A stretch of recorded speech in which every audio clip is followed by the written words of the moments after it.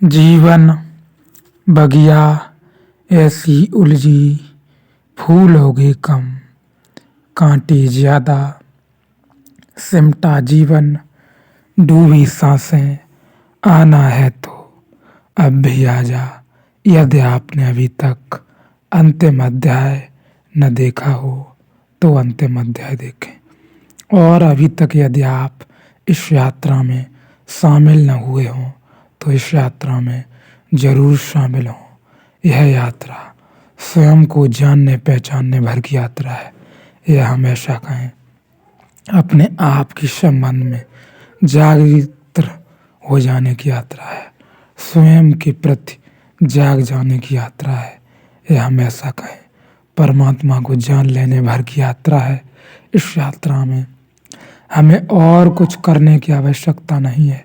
हम जैसे भी हैं, जिस ढंग में भी हों, जहाँ भी हों, जिस भी स्थिति परिस्थिति में हों, अच्छी खराब, वहीं से हम अपने भीतर मुड़ जाएं। बस हम अपने भीतर मुड़ जाएं। मेरे भीतर मुड़ने का मतलब यही है कहने का कि आप अपने भीतर ध्यान में प्रवेश कर जाएं। निरंतर जो हम यात्रा ये लेके चल रहे हैं, काफ़ी लंबे समय से, वर्षों हो गए हमें, लेकिन ख्याल रहे बहुत से लोग निरंतर ध्यान में होंगे, उन्होंने पाया होगा कि यह यात्रा केवल और केवल अपने भीतर अपने अंतरतम स्वरूप में उतर जाने और उसे जान लेने भर की यात्रा है बस। और यह यात्रा कहीं भी हम कहें भौतिक रूप से बाहर जाने के लिए नहीं, हम अपने भीतर उतर जाएं। बस आप यात्रा में उतर गए, आप सत्य की खोज में उतर गए। हम ऐसा कहें आप परमात्मा की खोज में उसकी राह पर निकल गए। और एक दूसरी बात, अभी तक आपने पाया ही होगा, आप मंदिर मस्जिद पूजा पाठ योग विद्या और जो कुछ भी है उसमें भटकते रहे होंगे। या हम ऐसा कहें गीता के वचन, साधु संतों के वचन, उपनिषदों के वचन हमने खूब सुने हैं, पढ़े हैं, खूब पढ़े हैं, रट लिए हैं, वेद पुराण रट लिए, लेकिन कभी हमें आनंद की झलक स्वयं के संबंध में जरा भी कुछ प्रतीति नहीं हुई है। इसलिए ख्याल रहे जल्दी न करें, जल्दी न करें, समझ लें पहले बाहर के जगत को। और यदि आप समझ चुके हैं, बहुत लंबे समय से भटक रहे हैं, तो अपने भीतर प्रवेश करें।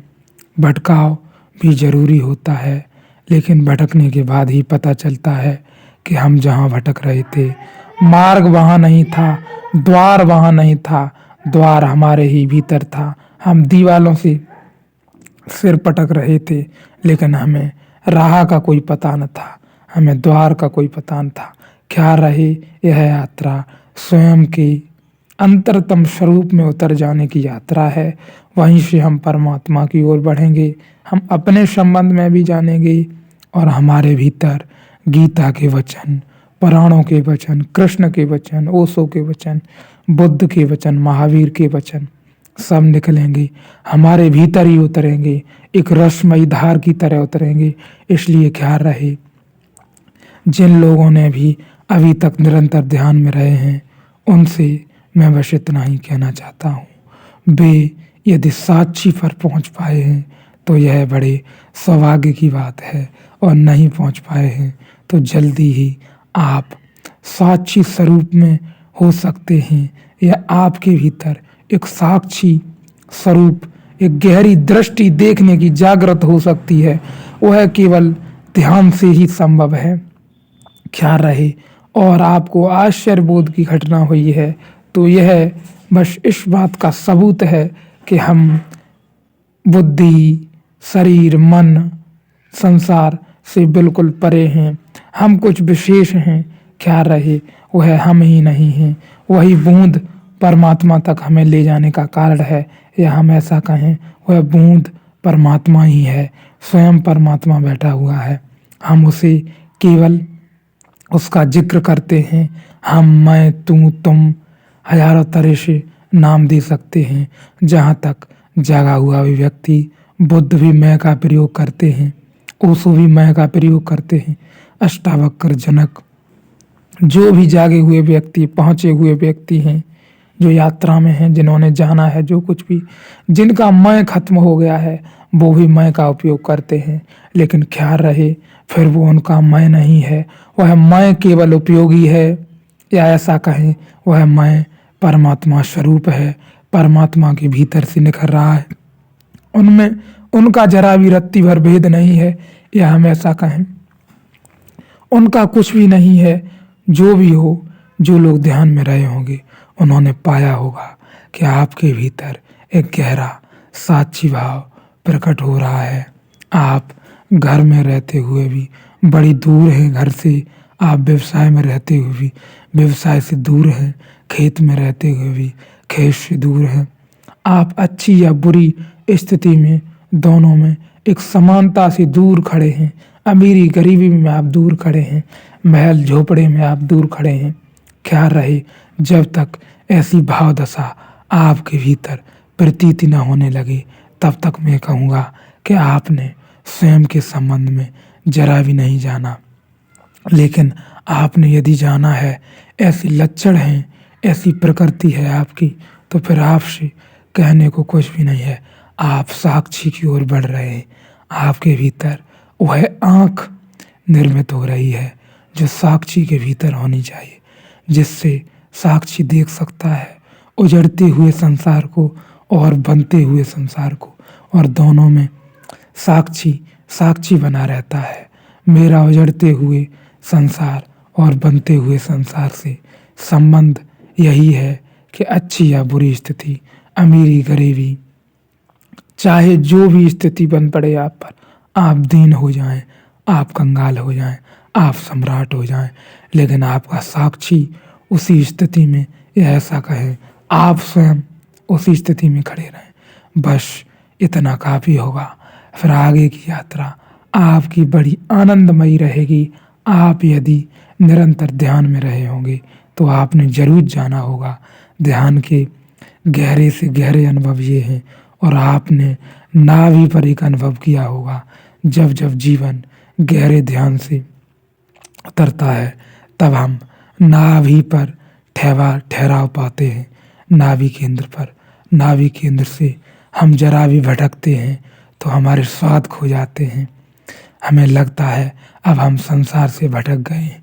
इसलिए ख्याल रहे, नाभि केंद्र बड़ा अच्छा केंद्र है, हम ऐसा कहें हमारे भीतर ठहराव का केंद्र है।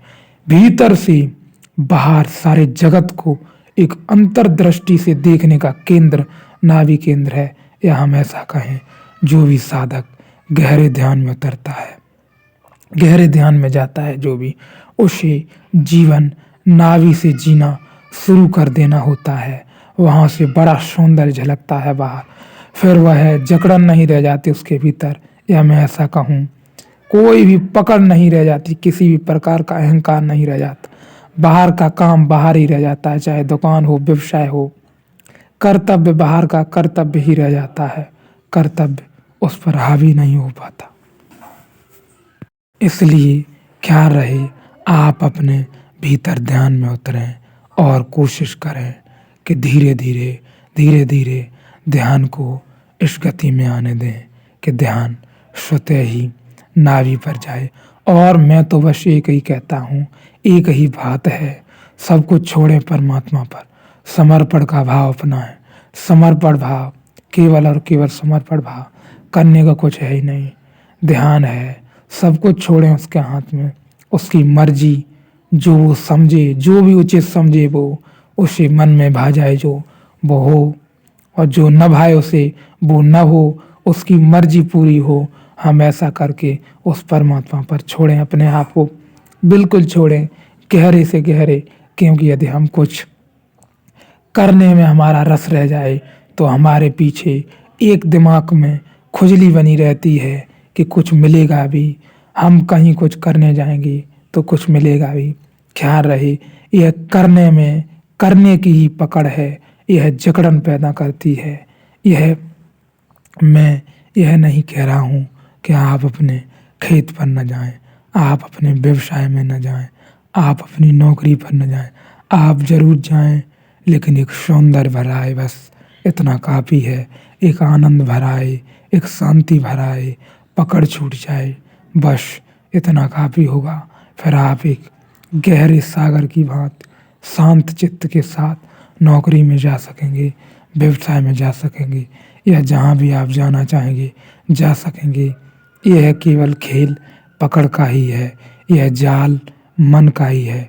इसलिए आप निरंतर ध्यान में उतरें और कोशिश करें नाभि केंद्र से जीवन जीने की, क्योंकि वहाँ जीवन का एक रहस्य छिपा है, वहाँ एक शांति, वहाँ एक ठहराव, या मैं ऐसा कहूँ विश्राम छिपा है।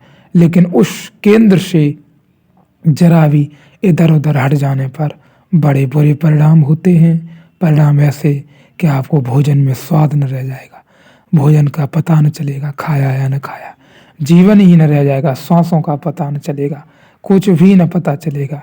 नाभि केंद्र के विच्छिन्न हो जाने पर, या मैं ऐसा कहूँ निष्क्रिय हो जाने पर, या जीवन की जो ऊर्जा है, जो ध्यान की ऊर्जा है, वो नाभि केंद्र पर लगी रहती है, वहाँ रहती है, तो बड़ा ठहराव है, बड़ी शांति है, बड़ा आनंद है। आप लोग यदि मेरे साथ निरंतर ध्यान में रहे होंगे तो आपने जरूर जाना होगा। और फिर अंतिम बात, गहरी से गहरी बात यही है, सारी की सारी भक्त की कहें, साधक की कहें, खोजी की कहें, यात्रा पर जो निकले हैं, जो स्वयं को जानने की यात्रा पर निकले हैं, जो अपने भीतर निकले हैं, छोड़ें सब कुछ उसके हाथ में, सारा जगत उसने संभाल रखा है, तुम्हारी जिम्मेदारी भी वही संभालेगा। लेकिन इसके संबंध में मैं यह नहीं कह रहा हूँ आप भोजन लेना छोड़ें, आप अपने घर में रहना छोड़ें, आप बाहर जाके सोने लगें, या मैं ऐसा कहूँ आप सड़कों पर घूमने लगें, आपके पास अच्छा घर हो आप उसमें न लेटें, ऐसा नहीं कह रहा हूँ। आप अपने घर में रहें, आपके पास जो भी सुख सुविधाएं हैं उनका आनंद लें, भरपूर उनका उपयोग करें, लेकिन फिर भी उसके बाद भीतर से पकड़ छोड़ें, सब कुछ छोड़ें, उसी पर छोड़ें। मैं यह नहीं कह रहा हूँ आप व्यवसाय में न जाएं, आप दुकान में न जाएं, लेकिन पकड़ छोड़ें। यह पकड़ ही हमारे जीवन को नरक बनाए हुए है।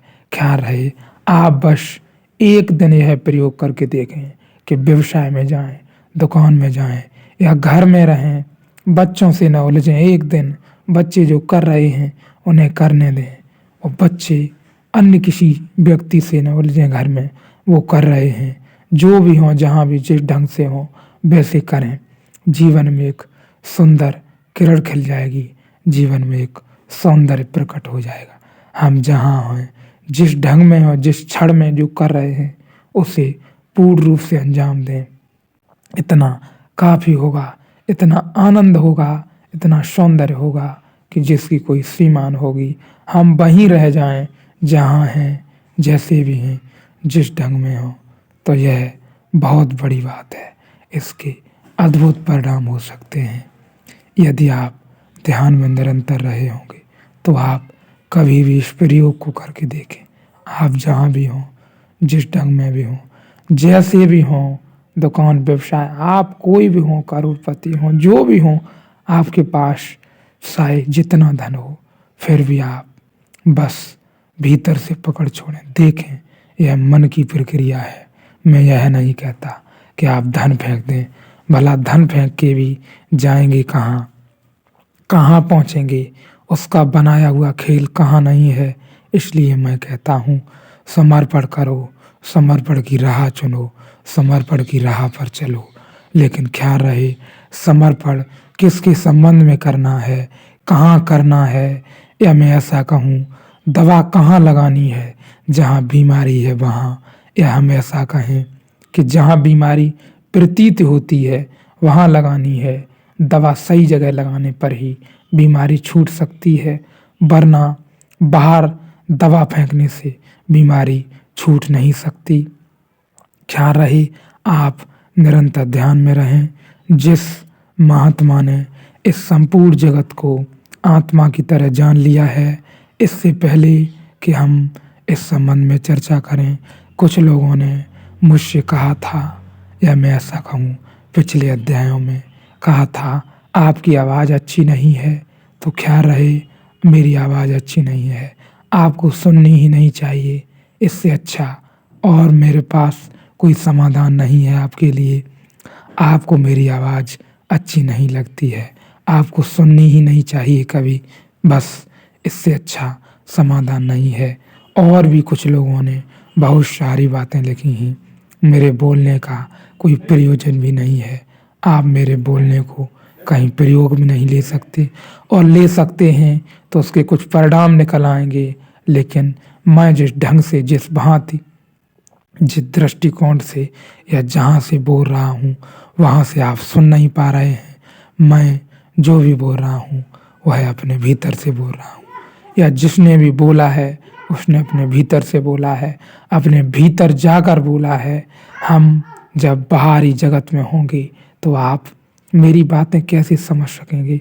आपकी सारी चेतना इस जगत में प्रवाहित है, बह रही है, इस जगत में, संसार में बह रही है।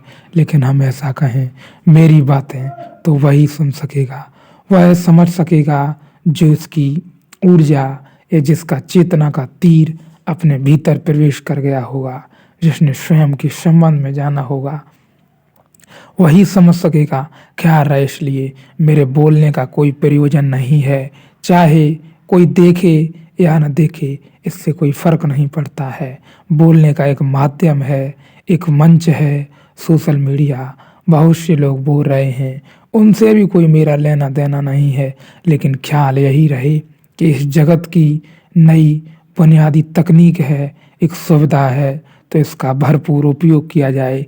और मैं तो बस इसका भरपूर उपयोग कर रहा हूँ, एक बोलने के माध्यम से, बस, और कुछ भी नहीं है।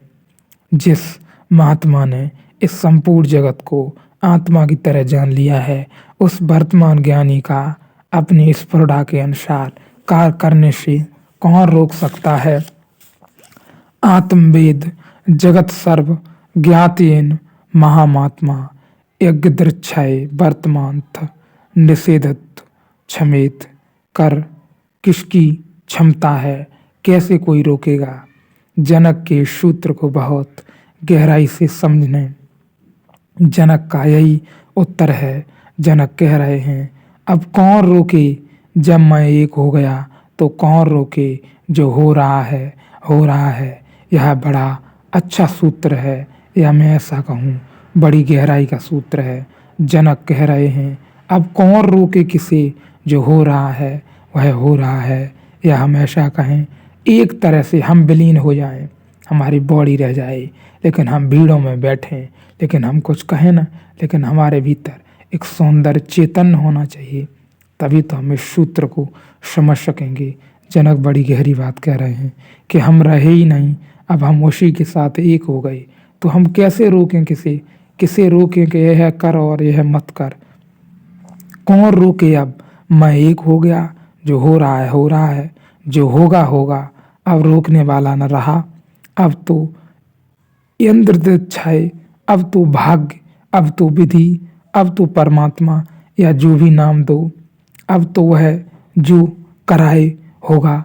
ख्याल रहे, जो व्यक्ति समर्पण की भाव से इस यात्रा में चलता रहेगा, उसके साथ यही होगा जो जनक कह रहे हैं। जनक के साथ भी होना था और होगा ही, जिसके साथ भी, कि अब वही जाने और अनुभव भी किया होगा जो लोग निरंतर ध्यान में रहे होंगे। आपको कभी कभी अनुभव हुआ होगा कि अब हाथ से बागडोर निकल गई, या हम ऐसा कहें कोई चीज पकड़ पकड़ के हाथ में नहीं आती। हम पहले पकड़ना चाहते थे धन को, व्यवसाय को, नौकरी को, उसमें पकड़ के मुट्ठी बनती नहीं है, हाथ खाली रह जाते हैं। मुट्ठी हम ऐसा कहें इतनी छोटी हो गई है जिसमें कुछ बनता नहीं। या मैं ऐसा कहूँ, अहंकार को बड़ी पीड़ा होती, बेहद पीड़ा होती कि कुछ लग लग के अब हाथ नहीं आता है, कुछ हाथ नहीं लगता लग लग के, जो भी पकड़ना चाहो छूट ही जाता है। यह तो अब भाग्य, विधि और परमात्मा जाने। जो भी रहा होगा ध्यान में, उसने अनुभव किया ही होगा। अब कुछ भी लग लग के हाथ नहीं लगता, या ऐसा कहूँ कुछ पर भी पकड़ कायम नहीं रह सकती क्षण भर के लिए भी। अब तो एक गहरा सौंदर्य हो गया, और जगत से एक निरंतर दूरी निर्मित हो गई है। अब तो जो कराए होगा, अब तो अपने किए कुछ न होगा।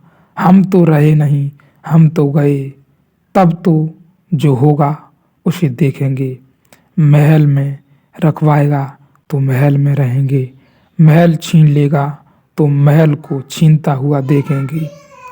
ऐसी जनक के जीवन में कथा है कि एक गुरु ने अपने शिष्य को बहुत वर्षों तक मेहनत करने के बाद भी जब देखा कि कोई गति नहीं हो रही है समाधि में, तो कहा कि तू जनक के पास चला जा।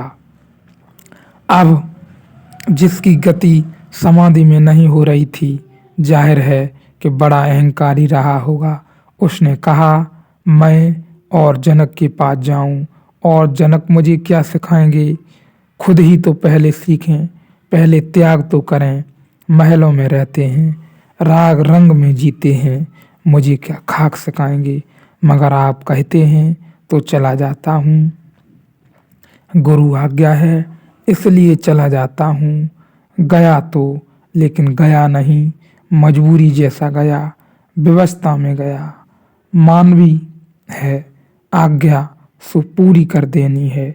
गुरु ने कहा तो जाओ, गया। लेकिन अकड़ थी।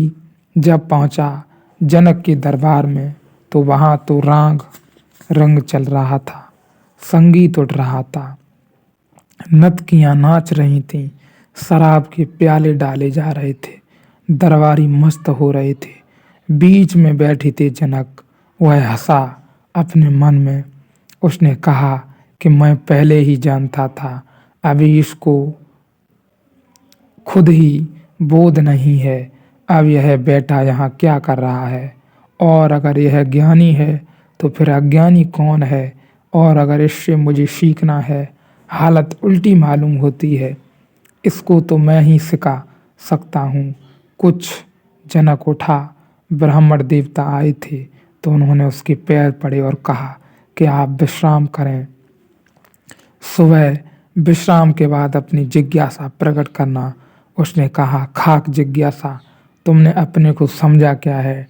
कैसी जिज्ञासा? तुमसे जिज्ञासा करूँगा।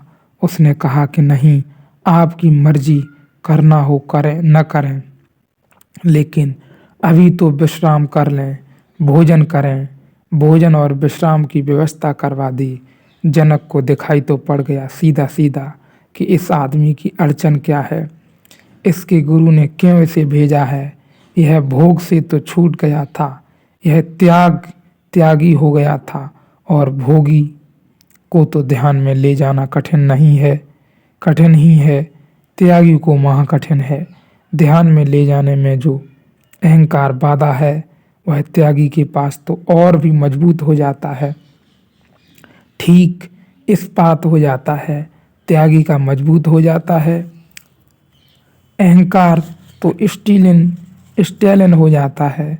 स्टेलिन कब नाम स्टील से बना है तो वह तो बिल्कुल स्टेलिन हो जाता है। उसको तो झुकाना मुश्किल। देख तो लिया जनक ने, पैर धोए त्यागी के। त्यागी तो और भी अकड़ा। उसने कहा मैं पहले ही जानता था कि यह मूड मुझे क्या समझाएगा।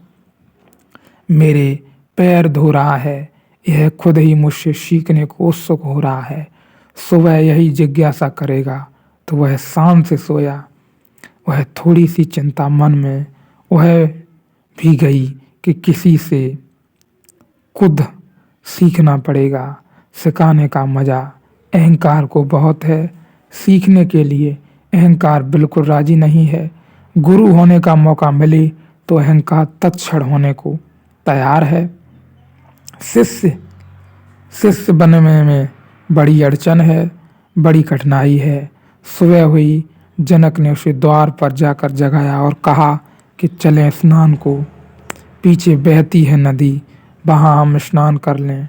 वे दोनों स्नान को गए। त्यागी के पास तो सिवाय लंगोटी के कुछ भी न था। 2 लंगोटियाँ थीं, तो एक लंगोटी तो वह किनारे पर रख गया, और एक लंगोटी वह अपने साथ ले गए। जब वे दोनों ही नदी में स्नान कर रहे थे, तभी बाहर त्यागी चिल्लाया, अरे जनक, तेरे महल में आग लग गई, सारा महल धूं धूं कर जल रहा है। जनक ने कहा, मेरा महल क्या है, महल में आग लगी है, इतना ही कहो, अपना क्या न लेकर आए थे, न लेकर जाएंगे। उसने कहा, तू जान, तेरा महल, तेरी तेरी लंगोटी। वह भागा, क्योंकि वह महल की दीवार के पास ही लंगोटी रखी है। बाद में जनक ने कहा, सोच, वह महल धू धू कर जल रहा है और मैं कहता हूँ कि मैं बिना महल के आया था, बिना महल के जाऊंगा। इसलिए अब महल रहे कि जले, क्या फर्क पड़ता है, देखता हूँ। लेकिन तू अपनी छोटी सी लंगोटी का भी दृष्टा न हो सका, तो सवाल यह नहीं है कि कितनी बड़ी संपदा तुम्हारे पास है, करोड़ की है या एक कौड़ी की। सवाल यह है कि उस संपदा के प्रति तुम्हारा भाव क्या है, भोक्ता का है कि साक्षी का है। क्या रहे, यह बड़ी गहरी बात है, बड़ी गहरी बात है और बड़ा गहरा सूत्र है। जो समझ गया फिर उसके लिए कुछ भी नहीं है। आपके पास चाहे जितना धन हो, जितनी संपदा हो, आप चाहे जो हों, जितने बड़े पद पर हों, लेकिन उसके प्रति आपका भाव क्या है। आपका परिवार बड़ा हो, आप सारी दुनिया के मालिक हों, लेकिन यदि आपका भाव एक साक्षी भाव है तो आपको कोई डगमगा न सकेगा। फिर आप ज्ञानी हैं। फिर मैं ऐसा कहूँ, वह तत्क्षण सारी दुनिया मिट जाए, आप पर कोई परिणाम न पड़ेगा। या ऐसा कहूँ, आपकी चित्त की दशा में कोई फर्क न पड़ेगा रत्ती भर का। लेकिन वहीं आपका यदि आपके जीवन में प्रत्येक चीज की प्रति भोक्ता का भाव रहेगा, मेरा भाव रहेगा, तो वहाँ बड़ी अड़चन, बड़ा दुख होगा। आज की जगत में हमारे साथ जो दुखों का एक पूरा का पूरा पहाड़ खड़ा है, वह इसी के कारण खड़ा है कि हमने जो भी चीज़ें हमें मिली हैं, जगत में मिली हैं, न कि हमने बनाई हैं, उनके प्रति हमने एक गहरा भोक्ता भाव, एक मालकियत भाव पैदा कर लिया है। इसलिए हम बस इतना ही कहना चाहेंगे कि साक्षी भाव, प्रत्येक चीज़ के प्रति साक्षी भाव लाएं। स्वयं में साक्षी भाव का एक जन्म होने दें। एक जन्म होगा, ध्यान से जन्म होने दें। फिर आप ठीक हैं, जहाँ भी हैं, जिस ढंग में भी, अमीर हैं, गरीब हैं, जो भी वहाँ फर्क नहीं पड़ता। फिर आप अमीर हैं तो और अच्छी बात है, और सुंदर झरने की संभावना है। यदि आप अमीर हैं और आप साक्षी हो जाते हैं, आपके पास बेहद सुख सुविधाएं हैं, तो आपको उनको जीने में, उनका उपयोग करने में और आनंद आने वाला है। यह आग कहते हैं जनक ने लगवाई थी। यह उपदेश था जनक का उस नासमझ त्यागी को, जिस महात्मा ने संपूर्ण जगत को आत्मा की तरह जान लिया है। उस वर्तमान ज्ञानी को अपनी स्फुरना के अनुसार कार्य करने से कौन रोक सकता है। क्या रहे, जिसने जान लिया है अपनी आत्मा के अनुसार संपूर्ण जगत को, संपूर्ण जगत हम ऐसा कहें एक ही डोर से बंधा हुआ है, तो फिर जब संपूर्ण ही जगत एक ही डोर से बंधा हुआ है, फिर क्या अपना, क्या पराया, क्या छोटा, क्या बड़ा, क्या अमीर, क्या गरीब। हम यदि इसी भाव में उतर जाएं, बस हम जनक के सूत्र में उतर गए और हमने समझ ली है बात। अब हम किसी से बहिर्भाव न करेंगे, शत्रुता मित्रता न करेंगे। हम जहाँ भी होंगे, जिस ढंग में भी होंगे, अपनी स्फुरना के अनुसार, अपनी इच्छा के अनुसार, अपने मन के अनुसार, अपनी बुद्धि के अनुसार अपने प्रत्येक कार्य को करेंगे। अपनी लगन से करेंगे, अपनी इच्छा से करेंगे। किसी जगत से जुड़कर नहीं, लोगों से जुड़कर नहीं, संसार से बिना बिना स्पर्श किए हम अपना काम जो भी करना चाहें उसे अपने ढंग से करेंगे। यही कह रहे हैं जनक। जो भी जागा है, जो ज्ञानी है, जिसने भी अपनी आत्मा को समझा है, सिवाय आत्मा के संसार में और कुछ नहीं समझा उसने। संपूर्ण संसार को एक आत्मा की भांति समझा है। फिर उसे भला कौन रोक सकता है अपनी इच्छा, अपनी स्पर्धा, अपनी शक्ति के अनुसार काम करने से। फिर आप जो भी हो, नौकरी, व्यवसाय, आप जहाँ भी, जिस ढंग में भी, जैसे भी हों, आप अपने जीवन के सौंदर्य रूप में खिलेंगे, यह मैं कह सकता हूँ। इसलिए मैं आपसे बार बार, बहुत बार कहता रहता हूँ कि आप कुछ भी न बदलें, केवल जिस ढंग में, जहाँ भी हों, जैसे भी हों, अच्छे बुरे, आप जैसे भी हों, अपने अनुसार अपने जीवन को जीना शुरू करें और अपने भीतर जाएं, खोज में जाएं, गहरे में जाएं, जानें कि क्या हैं हम, क्या हैं, कैसे हैं, क्या हो सकता है। फिर इसके पश्चात आप जो भी करेंगे वह सौंदर्य होगा, क्योंकि ध्यानी व्यक्ति से, सुखी व्यक्ति से, ज्ञानी व्यक्ति से ज्ञान के ही काम हो सकते हैं, या मैं ऐसा कहूँ, ज्ञान से संबंधित ही सब कुछ हो सकता है। बिन ज्ञानी से तो कुछ भी हो सकता है, लेकिन ज्ञानी से यह ख्याल रहे, ज्ञान के ही काम हो सकते हैं। इसलिए जनक का यह सूत्र बड़ा गहरा है। कौन रोकेगा, कोई बचा नहीं।